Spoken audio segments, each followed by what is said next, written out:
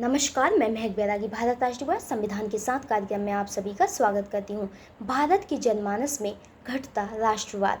हाल ही में world nationalist सर्वे 2023 में उपरोक्त आंकड़े सामने आए, जिसके अंतर्गत 2023 में दुनिया के सबसे ज़्यादा राष्ट्रवाद वाले देश इस प्रकार हैं। पहले नंबर पर यूक्रेन, दूसरे पर इजराइल, तीसरे पर है रसिया, चौथे पर फिनलैंड, पाँचवें पर इटली और छठवें पर इंडिया।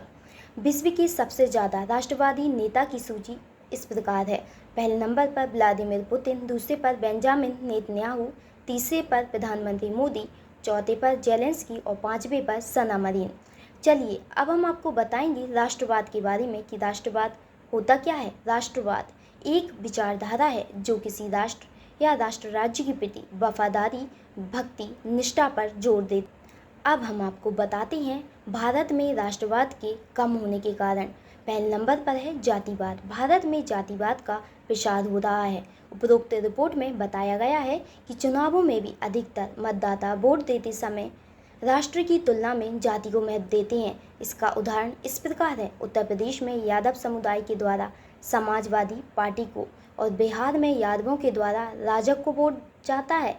अन्य सभी समुदाय भी अपनी जाति को ही महत्व देते हैं। दूसरे नंबर पर है धर्म, क्योंकि अधिकतर ग्राम में खड़े हुए प्रत्याशी को मतदाता के द्वारा वोट देते समय धर्म के आधार पर निर्णय लिया जाता है। जैसे कि यदि किसी क्षेत्र में कोई ईसाई प्रत्याशी खड़ा हुआ है तो उस क्षेत्र से संबंधित सभी ईसाई मतदाता उसी ईसाई प्रत्याशी को ही वोट देंगे।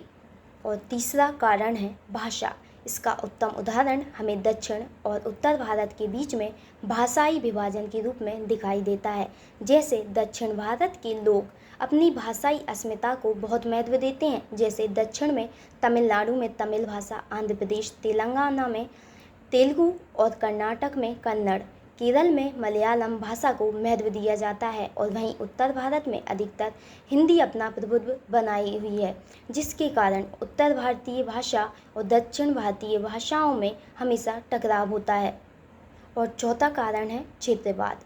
भारत में क्षेत्रवाद से तात्पर्य ऐसे क्षेत्रों से है जो कुछ क्षेत्र अधिकतर विकसित हो गए हैं और कुछ क्षेत्र पिछड़ गए हैं। इसके उदाहरण इस प्रकार हैं। महाराष्ट्र, कर्नाटक, तमिलनाडु, दक्षिण भारतीय राज्य विकसित हुए और उत्तर पूर्वी राज्य पुरानी सरकारों के पर्याप्त ध्यान न दिए जाने के कारण पिछड़ गए और इस कारण ईर्ष्या उत्पन्न होती है और यह एक राष्ट्रवादी की अवधारणा को पीछे ढकेलता है। बिना मानवता के मानव कैसा, बिना मिठास के मिष्ठान कैसा, बिना ज्योति के प्रकाश कैसा, बिना राष्ट्रवाद के राष्ट्र कैसा। धन्यवाद। आगे की जानकारी प्राप्त करने के लिए देखते रहिए भारत राष्ट्र यूट्यूब चैनल को सब्सक्राइब एवं लाइक जरूर करें। धन्यवाद।